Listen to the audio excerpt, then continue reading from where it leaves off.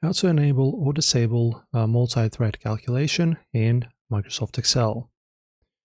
So when you're dealing with massive data sets or complex financial models, Excel's calculation speed is everything.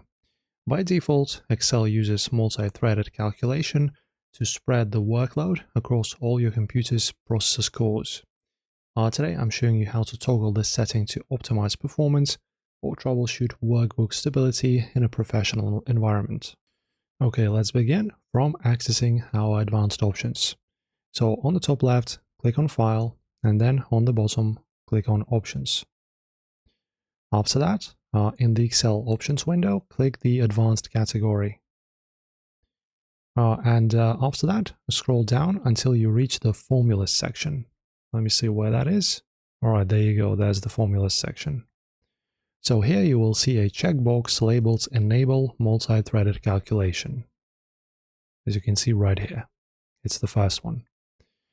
To disable it, you just need to uncheck the box like this. And to enable it, check it once again. And the box will ensure the radio button for Use All Processes on this computer is selected for maximum speed. Then click OK to apply the changes. Okay, now let me tell you a few words about optimization, the troubleshooting of calculation lags.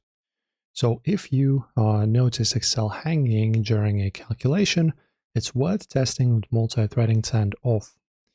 Some older add-ins or specific user-defined functions aren't designed for parallel processing and can cause crashes. Once your troubleshooting is complete, remember to re-enable this setting to ensure your larger workbooks continue to run at peak mechanical efficiency.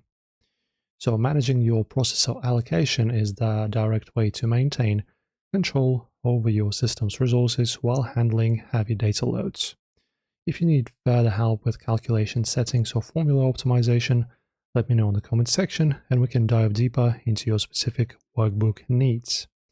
Like the video and subscribe. See you soon, guys.